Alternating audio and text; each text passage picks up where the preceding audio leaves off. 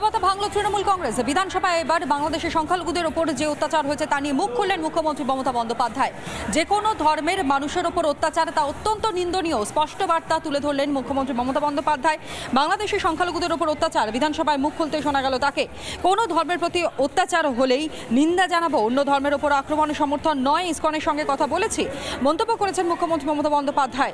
বাংলাদেশে নিয়ে কেন্দ্রের সিদ্ধান্তকে সমর্থন করবেন বলেও জানিয়েছেন মমতা বন্দ্যোপাধ্যায়।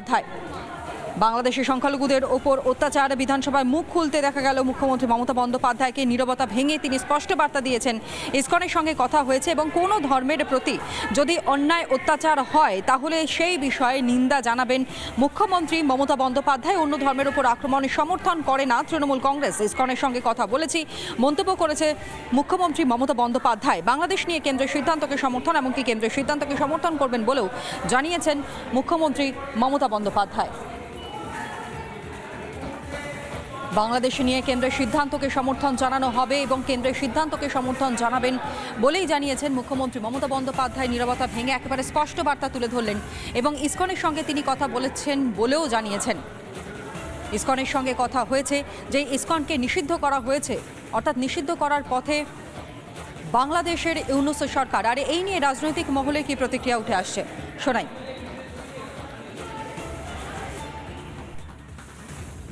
মুখ্যমন্ত্রী বেরিয়েছে, ওপার বাংলার হিন্দুদের পাশে দাঁড়ান, নিঃসন্দেহে বাংলার মানুষ তাকে স্বাগত জানাবেন। কিন্তু দুর্ভাগ্যবশত তৃণমূলের রাজনীতি বিভাজনের রাজনীতি, তৃণমূলের রাজনীতি শোষণের রাজনীতি, তৃণমূলের রাজনীতি ইমাম মুয়াজ্জিমকে ভাতা দেওয়ার রাজনীতি। এই রাজনীতির বাইরে বেরিয়ে এলেই তবেই পশ্চিমবঙ্গ এবং পশ্চিমবঙ্গের কারণে ঝাড়খণ্ড, যেভাবে একটা ডেমোগ্রাফিক চেঞ্জ আজকে ঝাড়খণ্ডে হয়েছে, entire demographic design of West Bengal has been totally changed. সংখ্যালঘুর অধিকারকে রক্ষা করা এবং তাকে বাড়তে দেওয়া, এটাই হচ্ছে মূল মানবিক অধিকার রক্ষার লক্ষণ। আমরা দেখতে পাচ্ছি সাম্প্রতিককালে বাংলাদেশ বলুন বা ভারতবর্ষ বলুন, বিভিন্ন জায়গায় কিন্তু সংখ্যাগুরু সম্প্রদায় তারা সংখ্যালঘুদের ওপর বিভিন্ন ধরনের আক্রমণ করছেন। এটা অত্যন্ত নিন্দনীয়, অমানবিক এবং মূলত গণতান্ত্রিক প্রথার মূল চরিত্র বিরোধী। মুখ্যমন্ত্রী তিনি বিধানসভায় বলেছেন, খুব ভালো কথা, কিন্তু সেটা তাকেও কার্যকর করতে হবে সর্বক্ষেত্রেই, এই রাজ্যে বলুন বা দেশে বলুন, সর্বত্রই। বাংলাদেশের চিন্ময় কৃষ্ণ প্রভুকে গ্রেফতার করা, পাশাপাশি সংখ্যালঘু হিন্দুদের ওপর আক্রমণ অত্যাচার করা, তার প্রতিবাদে তার নিন্দায় সরব হয়েছেন মুখ্যমন্ত্রী মমতা বন্দ্যোপাধ্যায়। আর এই নিয়ে রাজ্য বিজেপি সাধারণ সম্পাদক জগন্নাথ চট্টোপাধ্যায়ের প্রতিক্রিয়া শুনুন।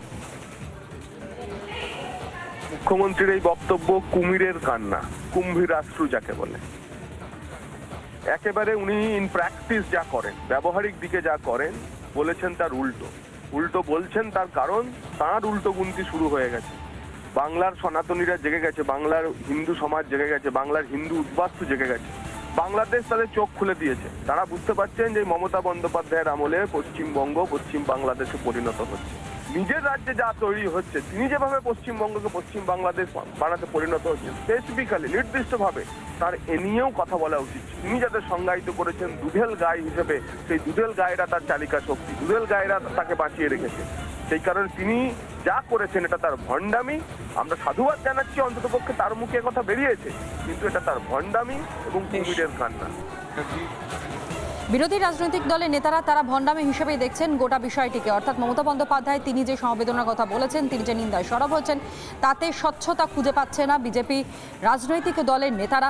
এবং সবথেকে বড় বিষয়, গতকালই আমরা দেখেছি তৃণমূল কংগ্রেসের second in command Abhishek Bandyopadhyay তিনি সংসদ ভবনের সামনে সোচ্চার হচ্ছিলেন। তিনি স্পষ্ট বলেছেন তৃণমূল কংগ্রেস এই যে ঘটনা ঘটছে বাংলাদেশে সংখ্যালঘু হিন্দুদের উপরে যেভাবে অত্যাচার করা হচ্ছে তাকে সমর্থন জানায় না, এবং কেন্দ্র যদি কোনো রকমের কোনো পদক্ষেপ নেয় বা পরবর্তী সিদ্ধান্ত কেন্দ্র যাই নিক না কেন, রাজ্য অর্থাৎ তৃণমূল কংগ্রেসে তারা কিন্তু কেন্দ্রের সঙ্গেই রয়েছে। একেবারে স্পষ্ট বার্তা। আর এরই মধ্যে আজ বিধানসভায় মমতা বন্দ্যোপাধ্যায় তিনি জানিয়ে দিলেন যে ঘটনা ঘটেছে তার নিন্দনীয়, ইসকনের সঙ্গে তার কথা হয়েছে, অন্য ধর্মের ওপর আক্রমণের সমর্থন নয়, কোনো ধর্মের প্রতি অত্যাচার হলেই নিন্দা জানাবো বলেও জানিয়েছেন মুখ্যমন্ত্রী মমতা বন্দ্যোপাধ্যায়।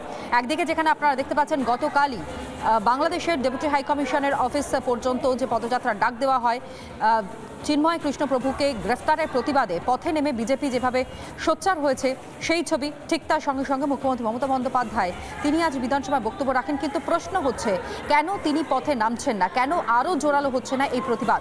সংখ্যালঘু হিন্দুদের ওপর যেভাবে হামলা করা হচ্ছে, যেভাবে তাদের ঘরছাড়া করা হচ্ছে, বাড়িতে ঢুকে রীতিমতন আগুন জ্বালিয়ে দেওয়া হচ্ছে, সর্বশান্ত করে দেওয়া হচ্ছে, ভিটেমাটি কেড়ে নেওয়া হচ্ছে, তার প্রতিবাদে কেন মুখ খুলছেন না মমতা বন্দ্যোপাধ্যায়? কিন্তু তিনি মুখ খুললেও এখনো পর্যন্ত পথে বেরোননি, প্রতিবাদ করেননি, যেখানে কংগ্রেস এবং বিজেপি পথে নেমেছে, প্রতিবাদ করেছে।